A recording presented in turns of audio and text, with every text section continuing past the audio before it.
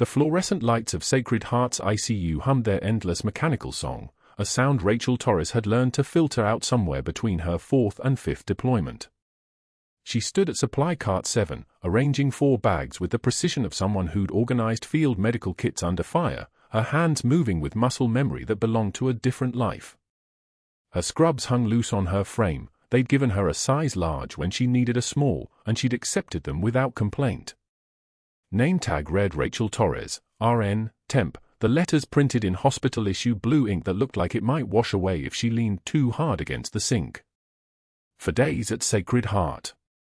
96 hours of keeping her head down, speaking only when spoken to, moving through the ICU corridors like a ghost in borrowed clothes. The morning shift nurses had stopped acknowledging her by day 2. The residents looked through her. The attending physicians didn't see her at all, not unless they needed something grabbed from a shelf or a monitor recalibrated. This was exactly what she wanted. Invisibility was survival. Invisibility was the deal she'd made when a submarine pulled her out of a flooded field hospital in Ramadi with 7 bullets still in the man who'd saved her life, with the understanding that Rachel Torres had died in 2007, and the woman in the scrubs was someone else entirely, no longer authorized to exist. The cracked navy mug sat in her locker at home, packed in a cardboard box next to a dying succulent she watered every other night. The faded unit patch, Delta Company, 1st Battalion, the edges worn soft from 15 years of being touched, was sewn inside the lining of her jacket, the same jacket hanging in that same locker, the same jacket she'd worn the day she disappeared. Sometimes, during the deep quiet of midnight shifts when the ICU settled into its minimal hum and the patient slept under the glow of monitor screens, she would press her hand against her sternum where her heart was, where the patch was closest, and just breathe. The central line on bed 7 needed checking. Rachel moved without hurrying, her eyes tracking the dressing, the tubing, the insertion site. A dressing change was needed, the edges of the tape had begun to curl upward. She'd performed this procedure 800 times, maybe more, in conditions that would have made the sterile environment of Sacred Heart look like the Four Seasons. Her hands didn't tremble as she prepared the equipment. They moved with the economy of motion that came from having done things that mattered, things that had weight and consequence. Each movement was exact. The needle went in at a precise angle. The line ran clear. The vitals held steady. That's when she felt him watching. Dr. Marcus Sterling stood in the doorway to bed 7 with his arms crossed, his white coat draped across his shoulders like a cape, his posture arranged in the particular stance of a man accustomed to authority that no one questioned. He was tall in the way that privilege made people tall, not from any physical superiority, but from the accumulated weight of never having been told no. His face held the kind of angular handsomeness that came with money, with a prep school education, with the knowledge that the world would arrange itself around his convenience. He watched Rachel's hands move, his eyes tracking the central line assessment with something that might have been suspicion, or might have been the kind of disdain a collector reserves for discovering his prize animal in someone else's collection. "Where did you train?" His voice came out sharp, the kind of question that wasn't really a question at all. Rachel didn't look up from the central line. She secured the dressing with her thumb and forefinger, smooth and practiced. "Everywhere." She meant it as an answer. He heard it as an evasion. His jaw tightened almost imperceptibly, a flicker of something that might have been irritation, or recognition, or both. He watched her for another 3 seconds, the kind of watching that felt like weight pressing down. Then he turned and walked away, his shoes clicking against the ICU tile in a rhythm that sounded like a clock counting down. The rest of the morning shift passed in the particular silence that follows an encounter with the powerful. Rachel worked through the ICU's rhythm, checking lines, monitoring pressures, documenting vitals in the electronic system that hummed its own quiet validation. The other nurses gave her a wider berth than usual. They sensed something, maybe. A disturbance in the routine. By the time her shift ended at 7 in the morning, she'd touched 44 sites, changed 6 dressings, and spoken approximately 12 words to other human beings. She was heading toward the break room when she heard Dr. Sterling's voice carrying down the corridor from the cafeteria, loud enough to ensure an audience, the kind of volume that demanded attention.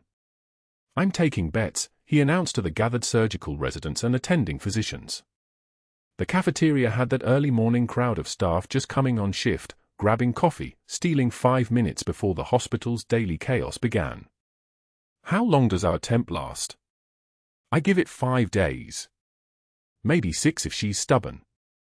Rachel's step slowed. She didn't stop, but her pace changed, became more measured. Through the cafeteria's glass partition, she could see Dr. Sterling leaning against the stainless steel counter beside the coffee station, a surgical resident laughing at his shoulder, another one shaking her head in amusement. Sterling wore his contempt like cologne. It radiated off him in waves, the kind of contempt that came from genuine conviction that some people simply didn't belong in certain spaces. She kept moving. The break room was her destination. Nothing had changed. Nothing needed to change. She was good at this part, the part where you absorb the weight of being seen as nothing and you didn't let it alter your breathing pattern. But that wasn't the worst part. Rachel had been in the cafeteria for maybe 4 minutes, sitting in the corner with a lunch tray she'd assembled from the pathetic salad bar selection, lettuce that was mostly water, a hard-boiled egg, a roll that had been sitting under heat lamps for too long. She was eating methodically, not because she was hungry, but because a body required fuel and she'd learned a long time ago to treat biological necessity like a medical procedure. Just the facts. Just the execution. Dr. Sterling came around the corner with 3 surgical residents trailing behind him like satellites in his gravitational field. He was talking loudly about some case he'd handled yesterday, about the inferior technique of a colleague at Emory, about how standards had declined in American medicine because hospitals hired nurses who couldn't meet basic competency standards. His right elbow swung outward as he gestured, and it caught the corner of her lunch tray exactly at the angle required to send it spinning. The tray went airborne with the kind of dramatic arc that suggested God had a sense of dark comedy. Lettuce scattered across the white tile floor like green confetti. The hard-boiled egg rolled under a table. The roll skidded past a trash can and stopped against the opposite wall. Salad dressing spattered in a radius of approximately 3 feet, the smell of vinegar and oil suddenly very present in the cafeteria air. "Oh, God," Sterling said, his voice full of manufactured surprise. "I'm so sorry about that." The room went dead silent. Every person within eyeshot stopped moving. Forks paused halfway to mouths. Conversations died mid-sentence. The fluorescent lights overhead buzzed their mechanical hum, suddenly very loud in the absence of human sound. Several nurses standing nearby exchanged glances, not angry glances, but uncomfortable ones, the glances of people who understood they were watching a social calculation being made in real time and had no desire to be factored into the equation. Rachel looked at the scattered remains of her lunch. She looked at her hands, which had not trembled.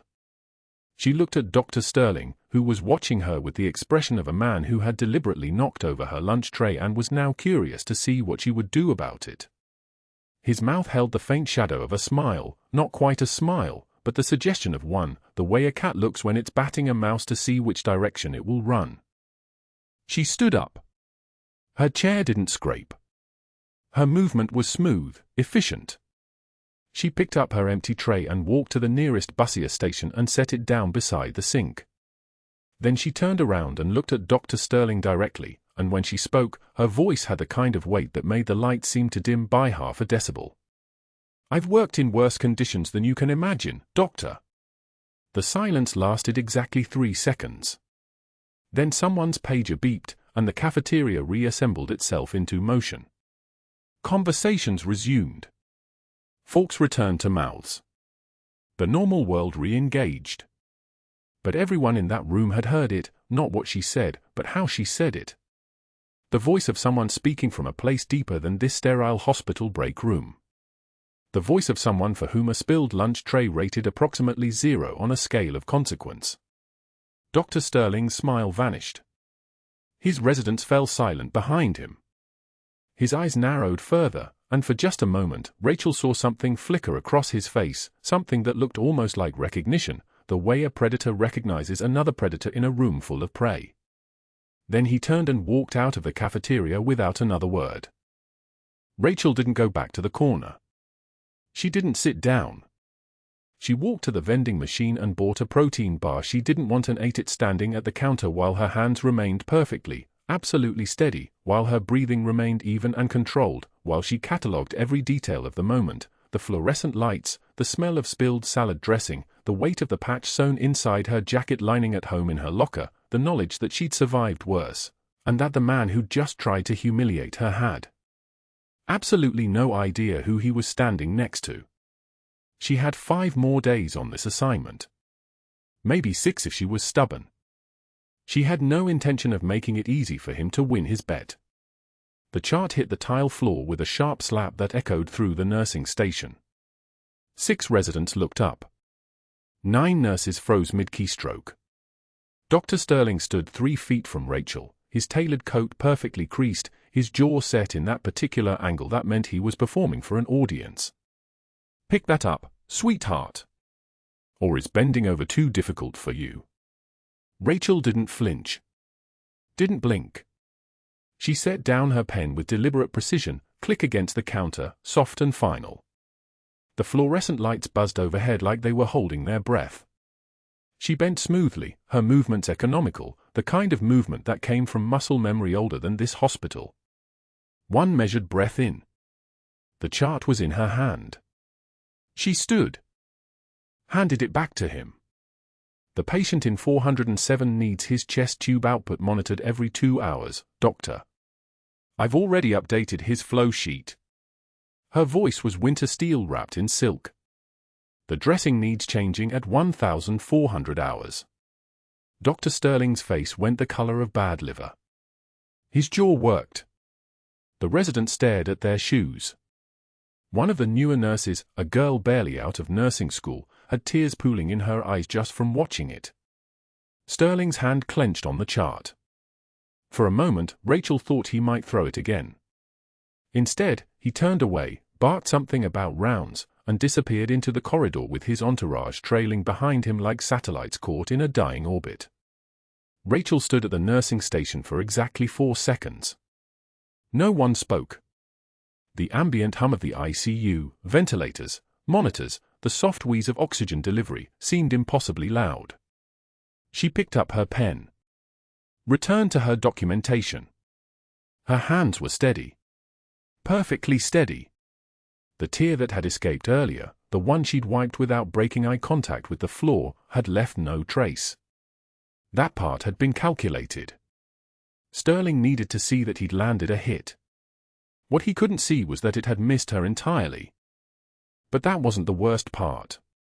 That night, 2:53 a.m., the hospital was the particular kind of quiet that only existed in the deep hours of pre-dawn, when the world outside the windows had gone dark and the fluorescent lighting made everything look slightly too bright and slightly too dead. Rachel was charting in the ICU station when the monitor in room for 12 went wild. The patient there was Admiral James Hawthorne, Navy, recovering from a heart valve replacement 5 days post-operative. His monitor showed a heart rate spiking from 88 to 142 in 8 seconds. An alarm screamed. Rachel was moving before the nurse call button fully registered. Her sneakers silent on linoleum. Room for 12 was 40 feet away. She covered the distance in under 5 seconds, muscle memory taking over. The same reflexes that had once carried her through corridors in Ramadi under actual fire moved her now through these antiseptic hallways under fluorescent light. The Admiral was gasping. His neck veins distended like cables straining against a load. His oxygen saturation was 72 and dropping. Cyanotic. The resident on call was frozen at the bedside, mouth open, clutching a stethoscope like it was going to somehow tell him what to do. Rachel didn't wait for orders. Tension pneumothorax.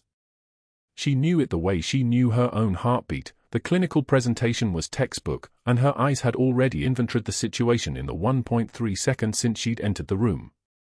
Collapsed lung. Air trapped between the lung and chest wall. Pressure building. Every breath suffocating him further. She moved to the crash cart. Found the 14-gauge needle angiocath. Measured the second intercostal space with her fingers, midclavicular line, the anatomical landmark burned into muscle memory from a time when field anatomy wasn't taught in textbooks. It was tattooed into your bones by necessity and survival. The needle went in with purpose. Smooth. Practiced. The hiss. That specific sound of air escaping, the sound of pressure equalizing, of a man getting his life back one breath at a time. The Admiral's oxygen saturation climbed from 72 to 82. Then 88. Then 94. The resident stammered something. How did you? That's not standard nursing protocol. Rachel wasn't listening. She was watching the Admiral's vitals normalize, watching his chest rise and fall without the desperate gasping quality, watching him slip back toward consciousness. His eyes fluttered. Opened. Fixed on her face. And then something shifted in his expression.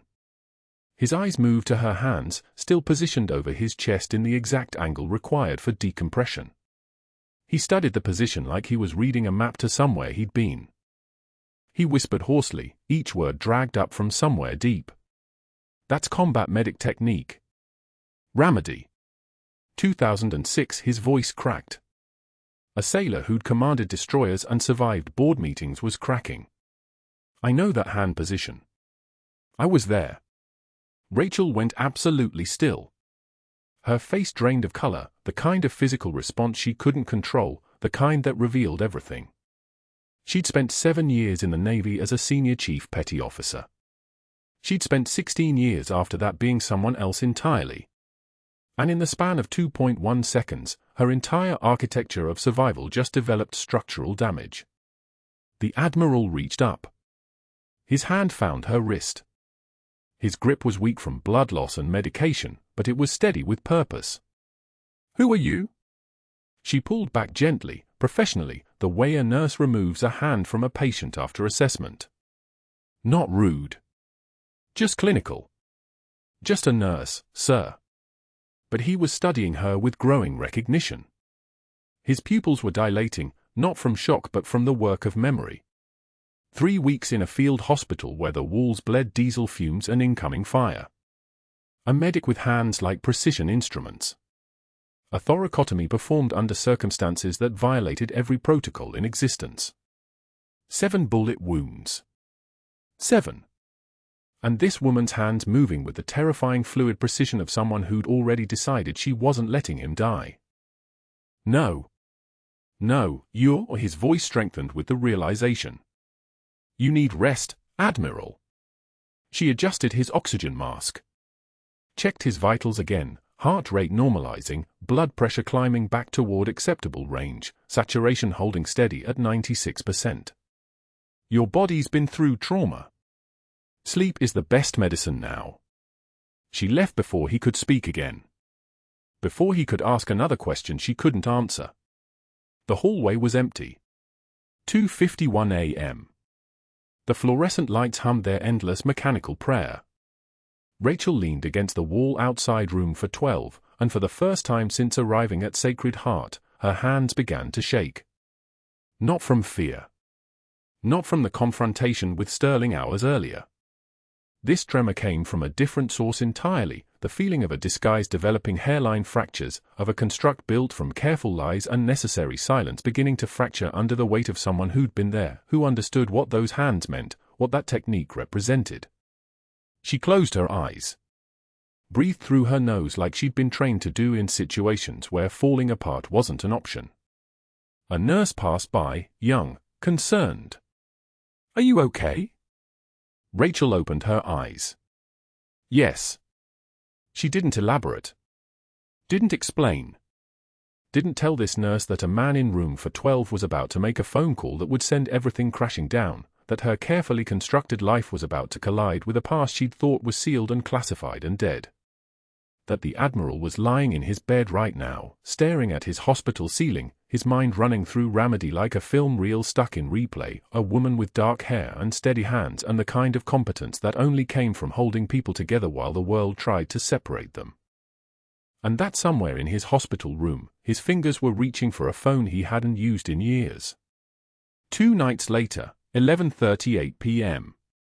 The monitors sang their usual rhythm, beep, beep, beep, the mechanical lullaby of a man recovering from cardiac surgery. Admiral Hawthorne lay in the ICU bed at Sacred Heart, his chest bound tight, his color improving by degrees each hour. The worst was behind him. That's what the chart said. That's what everyone believed. Rachel Torres knew better. She'd been watching his numbers all shift, subtle, creeping, the kind of deterioration that only mattered if you'd been trained to see it in the field while rounds of sniper fire pinged off sandbags. She was charting vitals at the station when the alarm screamed. The monitor didn't whisper its warning. It shrieked. Ventricular fibrillation. The Admiral's heart had spun into chaos, a wild electrical storm inside his chest. Rachel moved before her brain finished processing. No hesitation. No calculation. The kind of instant obedience to crisis that doesn't think, just acts. She was in the Admiral's room in 4 strides, her hands already moving.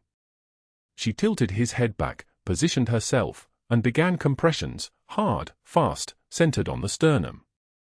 Push, push, push.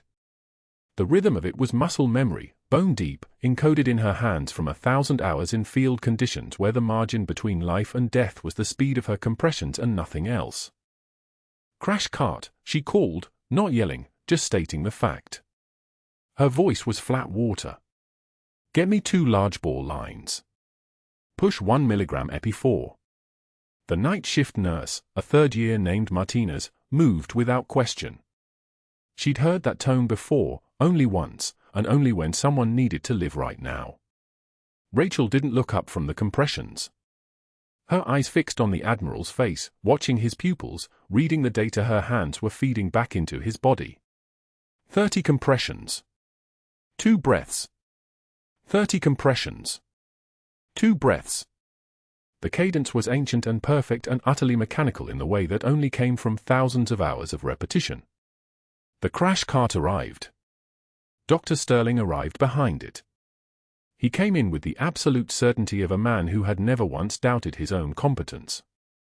6 feet 3 inches of surgical arrogance wrapped in a white coat that cost more than most people's monthly rent. His jaw tightened when he saw Rachel's hands on the Admiral's chest, not because she was doing it wrong, but because she was doing it at all, because she had moved into his domain without permission, because the hierarchy was being violated. "I've got it," he said, the words a command to stop, to step back, to return to the proper order of things. Rachel didn't miss a beat. She shifted position, made room, continued compressions. Sterling took over. He was smooth, professional, every movement correct. He ordered epinephrine, ordered an EKG, ordered a 2nd round of shocks. By the textbook, it was perfect. By the reality of what was happening inside the Admiral's chest, it was exactly wrong.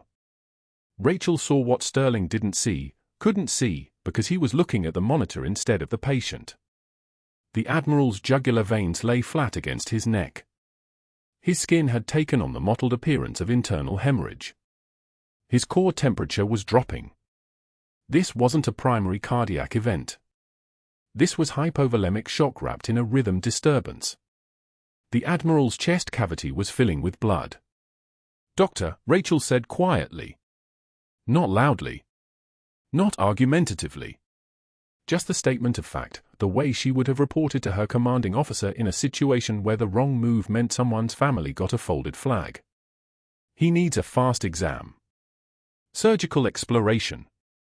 This isn't an arrhythmia. He's bleeding." Sterling didn't look at her. He was pushing epinephrine into the 4 line, his movements efficient, his attention entirely on the monitor. "I didn't ask for your input, sweetheart. Continue compressions." She did. Her hands found their rhythm again, and she felt the Admiral's ribs shift beneath her palms. She could feel the absence of resistance where there should have been bone structure, the telltale softness of fluid collection, blood pooling in the thoracic cavity, filling the spaces where his organs needed room to function. Another round of compressions. The monitor showed PA, pulseless electrical activity. The heart was still firing its signals, but nothing was answering. No perfusion. No pulse. Just the ghost of electrical activity pretending the organ was still working. Sterling ordered another medication. Then another. The standard protocol for cardiac arrest, each step correct, each step completely insufficient for what was actually happening.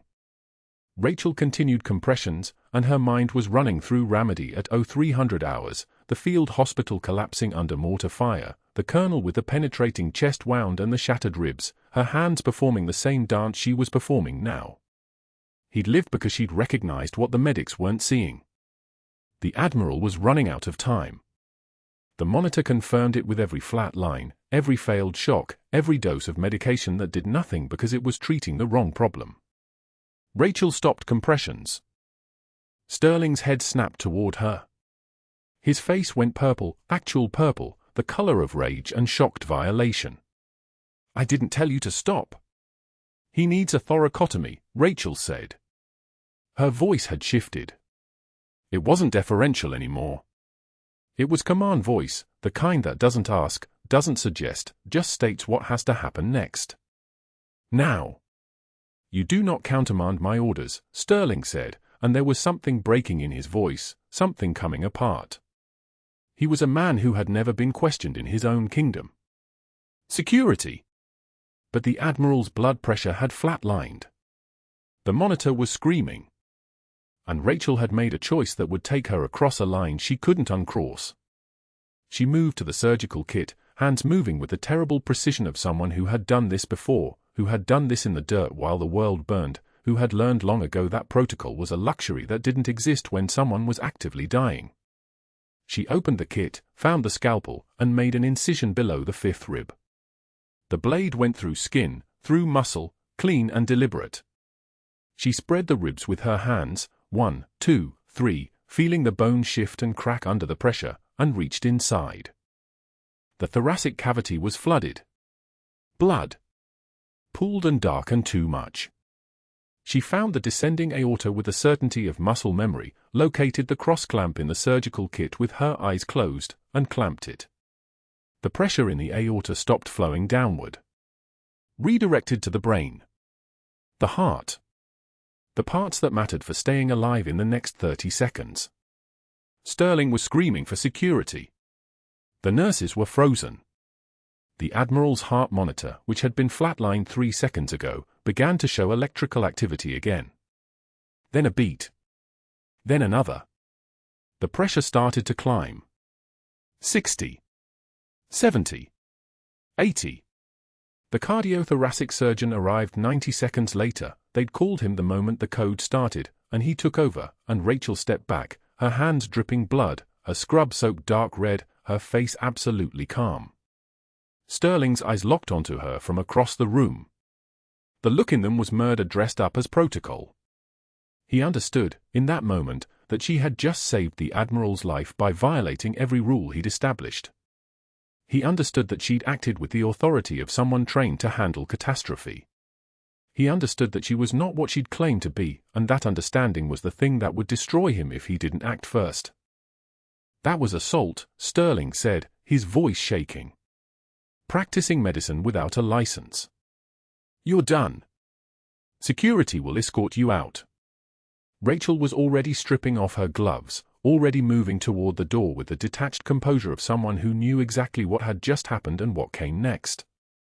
The cardiothoracic surgeon didn't look up from the Admiral's chest, but his voice came quiet and certain. "Where did you learn to do that?" Rachel didn't answer. She walked out of the ICU, walked past Sterling who was on his phone before she'd even reached the hallway, already making calls. His voice followed her through the corridor, clipped, controlled, weaponizing every institutional connection he'd spent 15 years accumulating. By midnight, he'd called the hospital board president at home. By 0200 hours, he'd contacted her staffing agency with fabricated complaints, forged credentials, dangerous unsupervised medical practice, unverified background, combat experience listed nowhere on her resume. By dawn, he'd activated the entire architecture of his power, board members, medical directors, lawyers, an external review team ready to investigate. Within 48 hours, Rachel Torres was suspended pending investigation. Her hospital ID was deactivated. The cafeteria knew. The staff knew. The rumor spread like infection. She wasn't a real nurse, maybe she wasn't even a real person, maybe she'd bought her credentials somewhere. Sterling had made sure the story got out exactly right, enough truth, enough implication, enough institutional authority to make it stick. Security escorted her from the building at 18:47 hours on a Wednesday. She carried a cardboard box. Inside it, a cracked Navy mug from the 2006 deployment, a dying succulent she'd been watering for 3 weeks, and a photograph of her medevac team from Ramadi. 5 people in desert camouflage, standing in front of a Black Hawk helicopter. Half of them were dead now. The other half were scattered, one in Portland, one in D.C., one in a VA hospital in Colorado slowly dying from Agent Orange exposure. She sat at a rain-soaked bus stop at midnight and stared at the photograph. The rain came down like artillery, hammering the shelter's plastic roof. No one else was waiting. The buses had stopped running. She was alone, holding the box, touching the faded unit patch sewn into the lining of her jacket, the patch she'd kept through every career, every identity, every attempt to bury what she'd been and build something clean on top of it. Official record said Senior Chief Petty Officer Rachel Torres had died in 2007. Naval Intelligence had ordered her to disappear after a black site extraction in Ramadi had gone wrong. Wrong in the way that classified operations went wrong, wrong in ways that left bodies and questions, wrong in ways that required someone to vanish completely. She'd been given a new name, a cover story, an instruction set: never surface, never acknowledge the past, live in the civilian world as though you were always born to it. She'd done exactly that for 18 years. She'd pushed her hands through nursing school. She'd worked temp shifts. She'd kept her head down. She'd never told anyone what she knew or who she'd been. And in 48 hours, one arrogant surgeon had destroyed it all. Not by finding the truth, but by making her reveal it. Then the headlights swept across her face. 3 black SUVs pulled up to the curb, one after another, their engines ticking against the rain. Behind them, a military transport truck bearing Navy insignia. The doors opened in perfect synchronization. Master-at-Arms personnel exited first, moving with the controlled precision of people trained to handle situations that mattered. Then a second door opened, slower, more careful. A wheelchair, pushed by an aide. Admiral Hawthorne, his chest still bandaged beneath his uniform, his face pale but his eyes absolutely present. And that was when Rachel understood she wasn't being arrested. She was being collected. Dr. Sterling's hands shook as he dialed the hospital board president's home number at 11:47 at night. Rain hammered his windshield. He sat in his car in the Sacred Heart parking lot, watching the emergency department entrance through sheets of water. The phone rang 3 times before Marcus Whitmore answered, groggy and irritated. "This better be a code black, Sterling." "It's not," Sterling said, and his voice carried the kind of certainty that wakes people fully. "It's worse. We have a security breach. A temp nurse in the ICU. Her credentials don't match her competence, and I believe she's accessing classified information or has received classified training without hospital authorization." Silence on the line. "Go on," Whitmore said finally. "Her name is Rachel Torres. She's been here less than a week. She performs medical procedures that only combat field medics would know, and I mean specific tactical trauma responses. She knew how to decompress a tension pneumothorax without waiting for imaging. She knew the angle. The exact angle, Marcus. And 3 hours ago, when Admiral Hawthorne coded, she performed what looked like an emergency thoracotomy using hospital equipment in a way that suggested she'd done it before. In a war zone. Sterling waited for this to land. "You think she's military?" "I know she's military. And I think she's here illegally. Under a false identity." The line crackled with rain static. In the background, Whitmore's wife murmured something. He covered the phone. "I'm calling an external credential review. First thing in the morning.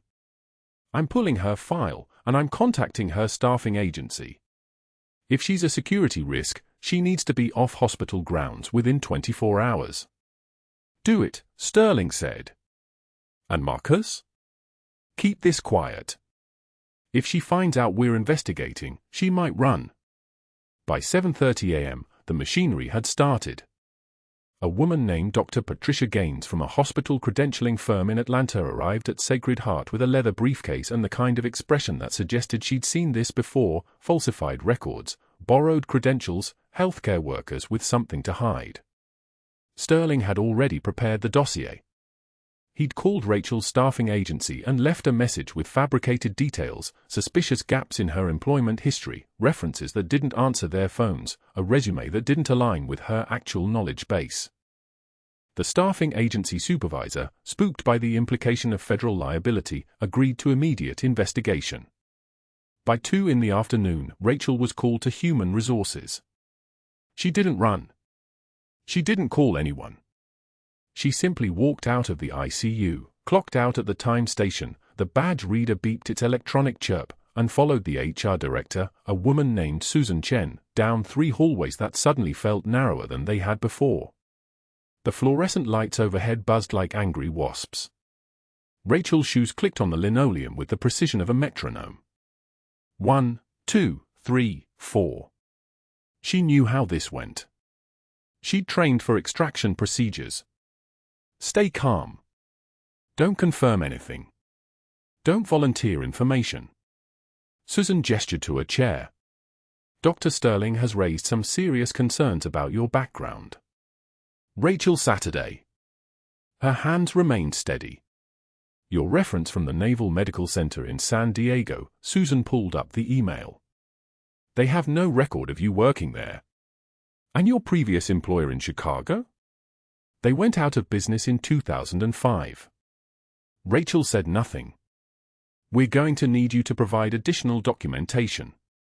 Your nursing license, your fingerprint clearance, your actual employment history. Because right now, it looks like your resume was assembled from thin air. 2 minutes. That's all Rachel had to make a choice. Defend herself and expose everything. Or walk away. She chose to walk. I understand, Rachel said quietly. I'll gather my personal items. 2 security guards escorted her to her locker. One of them stood outside the break room while she emptied the metal cube of her belongings. The cracked Navy mug her medevac team had given her in 2005, a joke gift, handwritten on it, Torres saves lives, Torres breaks mugs. The dying succulent someone had left on the break room counter 3 days ago, which she'd rescued and kept on her locker shelf. A photograph in a cardboard frame, 6 faces, young and sunburned, standing in front of a dusty tent at FOB Shank. 2 of them were dead now. 3 others scattered across the country in witness protection of their own, living half-lives under new names. She placed the mug on top of the photo. Wrapped them carefully in hospital scrubs. The guard watched with the detached professionalism of someone who'd done this before. You need to turn in your badge and credentials, he said. Rachel unclipped her badge from her waistband. The Sacred Heart logo gleamed under the break room lights. She'd worn it for 6 days. It felt like wearing someone else's skin. By 4 p.m., Rachel Torres was no longer an employee of Sacred Heart Hospital. The official termination paperwork cited unsatisfactory credential verification and failure to provide complete employment history. It was clean. It was quiet. It was exactly the kind of removal that wouldn't draw attention from the press or the Joint Commission. Sterling had been careful about that. Rachel sat at the bus stop on Victory Drive at midnight, 12 miles from Sacred Heart, in a neighborhood where nobody knew her name. The rain hadn't stopped. It fell in thick sheets, hammering the plastic shelter above the bench so hard that the sound became a kind of white noise, all-consuming, drowning out the city. Water pooled at the curb. A storm drain gurgled somewhere nearby, swallowing the night. The cardboard box sat on her lap. She could have left it at the hospital. She could have abandoned every trace of the person she wasn't supposed to be. But she'd carried it. In the back of her truck, then out of the truck, onto the bus, off the bus, to this metal bench in the rain. Inside the box, the cracked mug with its faded joke. The succulent, leaves going brown and papery. The photograph. 6 faces she'd stopped letting herself remember. Rachel's hands were steady. That was the problem. That was always the problem. Her hand stayed steady even when everything else was collapsing. Even when the woman she'd pretended to be for 18 years was being erased by a man who'd tried to humiliate her and decided to destroy her instead. She'd survived extraction in Ramadi. She'd survived 14 surgeries and 23 months of physical rehabilitation and the knowledge that 4 members of her unit hadn't made it home. She'd survived changing her name. Changing her face with surgical scar revision. Changing her entire life to become someone small and forgettable. But she couldn't survive being found. Naval intelligence had been explicit about that. After the Black Site detention facility had been raided in 2007, after the extraction had gone wrong and the insurgents had captured 3 of her teammates before she could get them out, after she'd testified against the defense contractor overseeing the operation, after the War Crimes Tribunal, the officer who debriefed her had been very clear. "You're officially deceased," Commander Hayes had said. "The woman you are now doesn't exist. The woman you were died in that sand. And if you surface, if anyone knows you're alive, it compromises every testimony you gave. Every conviction. Every prosecution. The attorneys will argue the credibility of a witness who was supposed to be dead. Everything falls apart." Rachel had nodded. She understood operational security. You never work in medicine again in your own name. You never contact your family. You never acknowledge your service. You disappear, Hayes had continued. That's the price of witness protection when you're testifying against this level of conspiracy. You don't get a new identity with a pension plan and a support network. You get oblivion. She'd taken it. She'd walked away from everything. But she couldn't run forever. Rain soaked through her jacket. Her teeth began to chatter. Shock, maybe. Or just the cold seeping through worn fabric. The bus stop had a shelter, but it wasn't waterproof. Rain mist found the cracks. Then headlights swept across her face. Not a bus. 3 vehicles. Black. Unmarked. Government plates. Military transport truck behind them, bearing a Navy insignia on the door. They pulled to the curb in perfect formation, water splashing up from the gutters. The engines cut. The only sound was rain and the hiss of air brakes releasing. A master-at-arms stepped out. Parade dress uniform, water beading off the shoulders of his dress blue jacket. His cover, the Navy hat with its brim and insignia, sat at regulation angle. He was young, maybe 28, with the bearing of someone trained in ceremonial duty and crowd control. "We're looking for Senior Chief Rachel Torres," he said. It wasn't a question. Rachel stood slowly. The box nearly slipped from her arms. She caught it against her chest. "I don't." The rear door of the second SUV opened. Admiral Hawthorne emerged in a wheelchair, pushed by his aide, hospital gown visible under a navy peacoat, for pole still attached to his left arm, the line running to a saline bag hooked to the chair frame. He was pale. He'd been critical 48 hours ago. He shouldn't have been conscious, much less leaving the hospital in the rain. But there he was. Hospital staff began emerging from Sacred Heart's main entrance 50 yards away. Night shift change. Nurses and residents and custodians and security guards, all stopping, all staring. Phones came out. Someone started recording. Dr. Sterling pushed through the crowd, his face red, his voice already rising. "What is the meaning of this? This woman is under investigation for credential fraud. She's still on hospital property, she's..." The Admiral didn't look at him. He looked at Rachel. His eyes were the color of aged whiskey, and they held something between recognition and absolution. "This woman saved my life twice," the Admiral said, his voice carrying across the rain-soaked parking lot. The silence that fell wasn't natural. It was the kind of silence that happens when a room understands it's about to hear something it won't forget. Once in Ramadi in 2006.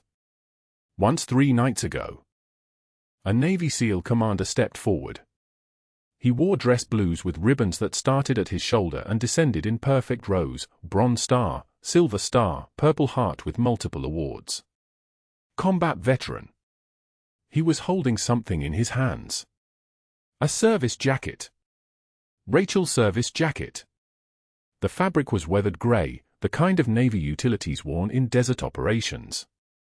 The SEAL reached into the lining, his fingers moving with the precision of someone who'd done this before, searching for a hidden compartment. He pulled out the faded unit patch. 3rd Battalion, Combat Trauma Unit 7. The insignia showed a white compass rose on a dark field. Senior Chief Petty Officer Rachel Maria Torres, the SEAL said. His voice didn't rise. It didn't need to. Every phone in the parking lot was recording. Navy Medical Corps. Combat Trauma Unit 7. Gasps rippled through the crowd like a stone dropped into still water. The SEAL continued. 2 Navy crosses for Valor under fire. For Purple Hearts. Silver Star for extracting 12 wounded personnel under sustained enemy contact in Ramadi while the field hospital collapsed around her. A junior nurse, someone Rachel had trained on the ventilator settings 3 days ago, whispered, "Oh my God," and covered her mouth. Sterling's face went white. Not pale. Not flushed. Completely drained of color, like someone had opened a valve and let all the blood drain out. "This is preposterous," Sterling said. His voice cracked on the last syllable. "She's a temp nurse with barely any credentials. She violated every protocol. A woman in a charcoal suit stepped from the 3rd SUV. She moved like someone accustomed to being obeyed. Her credentials emerged from her jacket pocket, held open for exactly 3 seconds, enough time for everyone to see the golden seal, the FBI insignia, the words clearly printed. Special Agent Maria Reeves. "Dr. Sterling," she said, "Senior Chief Torres has been in witness protection since 2007 after providing testimony against defense contractors and military personnel involved in black site detention operations. Her records were classified and sealed under federal executive order. Your attempts to access those records constitute a federal crime." Sterling took a step backward. Rain dripped down his face. The Admiral spoke again. His voice was quiet, but it carried the weight of command. 7 bullets in me. Field hospital under mortar fire. She performed a thoracotomy with a combat knife and kept me alive for 40 minutes until medevac arrived. He wheeled himself forward. The wheelchair moved through the rain with the precision of someone who'd been doing it for days, not hours. He stopped 3 feet from Rachel. "She saved my life then," the Admiral said. "She saved it again when she went against your orders because she knew what I needed." Special Agent Reeves nodded to 2 agents behind her. They stepped forward, their movements synchronized. Sterling started backing up. "I was simply verifying her background. I didn't know she was." "You forged a military records request," Reeves said. Her tone suggested this wasn't a debate. "You contacted federal agencies under false pretenses. You filed false complaints with hospital administration. That's fraud. That's obstruction. That's federal." She produced a document. A warrant, probably, though Rachel couldn't read it from 15 feet away. The agents moved with the efficiency of people trained in this exact procedure. They didn't rough Sterling up. They didn't need to. They simply placed themselves beside him, and the message became clear: cooperation was optional, but departure was not. Sterling's hands went up. The silver handcuffs appeared with a sharp metallic click. He was walked past the entrance, through the automatic doors, the same doors he'd walked through that morning, confident in his institutional authority, certain that his phone calls had solved his problem. He disappeared into the hospital hallway, the agents flanking him, the crowd's phones tracking his movement. Rachel watched. She took one measured breath. The kind of breath taught in combat medicine training, designed to steady the nervous system when everything was moving too fast. The Admiral reached out his hand. She took it. His grip was strong despite his condition, the handshake of someone who'd spent 40 years commanding people in impossible situations. He didn't release her hand. "The Navy needs you, Senior Chief," he said. "If you'll come back." Rachel didn't answer immediately. She looked at her hand in his. Looked at the service jacket still held by the SEAL commander. Looked at the cracked Navy mug visible in the cardboard box. She'd been invisible for 18 years. Officially dead. Legally erased. Now, standing in the rain with a Navy admiral holding her hand and 50 witnesses recording the moment, she understood what resurrection felt like. It felt like rain stopping at the exact second you needed it to stop. The clouds above them split open, not clearing, but shifting, and a shaft of light broke through the darkness, illuminating the parking lot in shades of silver and gold. Rachel squeezed the Admiral's hand once. "Welcome back, Senior Chief," the SEAL commander said, and extended the service jacket toward her like an offering. The headlights found her first. 3 black SUVs and a military transport truck bearing Navy insignia swept across the rain-soaked pavement like searchlights hunting something lost. Rachel didn't move. She sat motionless on the bus bench, cardboard box balanced on her lap, a dying succulent and a cracked Navy mug visible inside, along with a photograph of her medevac team, 7 faces, half of them dead, the rest scattered like shrapnel across classified assignments nobody would ever speak about. The vehicles pulled across the parking lot in formation. Boots hit the pavement. Lots of them. A master-at-arms in dress uniform stepped out first, peaked cover crisp enough to cut glass, pressed trousers with a crease you could shave with. He moved toward her with the kind of precision that comes from 30 years of ceremony and protocol. "Senior Chief Rachel Torres." Not a question. An identification. She looked up slowly, and for the first time in 7 days, her expression shifted from devastation to something that moved like a predator waking. "Yes," she said. The word came out like the hammer on a rifle. "We need you to come with us." The hospital staff who had witnessed her humiliation began gathering at the entrance to Sacred Heart, drawn by the impossible sight of military vehicles, by the sound of commands being issued in voices that carried the weight of nation-state authority. They'd expected to see Rachel Torres escorted out in disgrace, but instead they were watching her stand, watching her hand the cardboard box to a Navy petty officer second class with the care of someone passing a relic. Watching her approach the lead vehicle with her shoulders back, her jaw set like stone. Then the wheelchair folded down from the lead SUV and Admiral James Hawthorne, pale and thin but moving with the unmistakable gravity of a man who had held other men's lives in his hands and never once looked away, lowered himself into position.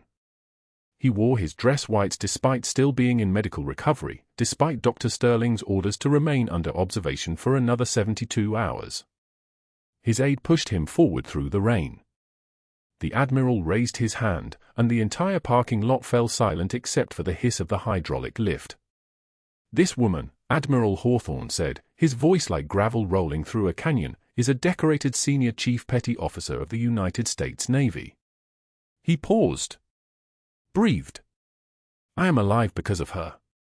Specifically, I am alive because she performed an emergency field thoracotomy under fire in Ramadi in 2006, with 7 bullets already lodged in my body, with a collapsing field hospital around her, with incoming fire close enough to taste copper. She didn't hesitate. She didn't ask permission. She saved my life when every protocol in our military manual said I was already dead." The Admiral looked directly at the hospital staff. At the nurses who had watched Sterling mock Rachel. At the residents who had laughed nervously. And she did it again, 3 nights ago, when she performed a procedure that violated direct orders, violated hospital protocol, and saved my life a second time. The rain hammered down. A nurse beside the door made a sound like a gasp. A Navy SEAL commander emerged from the second SUV, dress blues immaculate, holding Rachel's service jacket like an artifact. Like a flag. He approached Rachel slowly, and his movements had the fluid precision of someone trained to move through hostile territory with absolute economy of motion. He opened the jacket. Pulled the faded unit patch from the lining, that small embroidered rectangle that had been sewn into the fabric by a corpsman in Ramadi who knew they might all die tomorrow. The SEAL commander's voice came out strong enough to cut through the rain. 2 Navy crosses for Valor under fire. He let that land. For Purple Hearts. A Silver Star for extracting 12 wounded personnel under sustained enemy fire when all extraction routes were compromised. and a classified commendation for testimony provided against war criminals operating out of black sites in Iraq. He looked at Rachel, then back at the hospital staff. This woman was told to disappear in 2007. She was told her identity died that year. She was told the woman wearing Rachel Torres' face would never be allowed to surface. She honored that order. She kept that silence. For 16 years, she kept it. A federal agent emerged from a third vehicle, credentials displayed like a badge of judgment. Then another. Then a third. They walked directly past Rachel, past Admiral Hawthorne, and entered Sacred Heart Hospital. The room went so quiet you could hear the rain outside, beating against the windows like applause. The agent reappeared 8 minutes later with Dr. Marcus Sterling in restraints. Sterling's face had gone the color of old bone. His mouth opened and closed without sound. The federal agent read his rights in a voice that held no inflection, no mercy. Forging military records requests, a federal crime. Attempting to access classified personnel files without authorization, another federal crime. Filing false complaints to hospital administration for the purpose of retaliatory termination against a protected witness, yet another federal crime. His attorney would be contacted. The charges would be detailed in the warrant. The perp walk took him past the same cafeteria where he had announced her incompetence to a room full of eager residents. Where he had knocked her lunch tray onto the floor. Where he had humiliated her with an audience that now stood watching as handcuffs locked around his wrists and federal agents guided him toward a vehicle. One of those residents stepped forward silently and spit on the ground as Sterling passed. Nobody stopped her. The next 6 months compressed into a series of moments that felt less like time passing and more like a photograph developing in chemical solution. Rachel was reinstated to active duty status with a commendation that would remain classified for another 10 years. She accepted a position as the Admiral's personal trauma consultant at Naval Medical Center Bethesda, a 12,000 square foot facility with a trauma ward that handled the worst the military could produce. She wore her dress blues now, ribbons displayed across her chest like a written history of survival. Other Navy corpsmen and medics would recognize the Navy Cross, would stop her in corridors to ask about it, and she would tell them, always, about the team in Ramadi. She kept their names alive in her mouth the way you keep a prayer alive. Fisher. Reeves. Paulson. Garrett. She said their names so many times they became a kind of ritual. Dr. Marcus Sterling, meanwhile, sat in a windowless office at Coastal Community College, earning $14 an hour, teaching CPR fundamentals to EMT students who were half his age. His medical license was suspended pending federal investigation. Sacred Heart released a statement condemning his conduct. His country club membership was revoked. His wife filed for divorce, taking the house, the investment portfolio, and most of his dignity. He taught chest compressions to plastic dummies. He demonstrated rescue breathing on mannequins that would never breathe back. A student once corrected him on compression rate. She was 19 years old. He closed his eyes and thought about commanding surgical teams. About the weight of authority. About the moment he realized he had miscalculated something fundamental. One afternoon, a former resident visited him at the college. They brought a video on their phone. Rachel's lecture at Sacred Heart, the one given 6 weeks after her reinstatement. Standing room only audience. Nurses, residents, attending physicians, all of them watching her demonstrate techniques she'd learned in a field hospital in Ramadi where the lights came from muzzle flashes and the only anesthesia was adrenaline. The lecture ended with a question from an audience member, Senior Chief, "What would you say to Dr. Sterling?" Rachel hadn't hesitated. Her voice came out steady as a surgical laser. True class is what you do when the lights go out. The video had 3 million views. Sterling didn't watch past 30 seconds. Rachel sat in her office at Walter Reed, the faded unit patch in her pocket like a prayer coin, touching it each time she saved a life the way she couldn't save all of them. Fisher. Reeves. Paulson. Garrett. Their photographs were framed on her desk now, not hidden anymore, not classified, not tucked into a cardboard box at a rain-soaked bus stop. They were displayed. Honored. Real. A young Navy corpsman approached her one afternoon, nervous energy radiating off him like heat from an .4 infuser. "Senior Chief, how did you keep going when everything fell apart?" She touched the patch. Looked at the photographs. "You remember why you started. You remember the faces of the people counting on you. And you never, ever let someone else define your worth." She paused. Let him hear the weight of what came next. The lights go out for everyone eventually. What matters is what you do in the dark. The corpsman nodded, eyes wet. Admiral Hawthorne appeared in her office doorway 3 hours later, walking without assistance now, the medical recovery visible in the slight care of his movement but the authority unmistakable in the set of his shoulders. "Ready for the next mission, Senior Chief?" "Always, sir." She stood.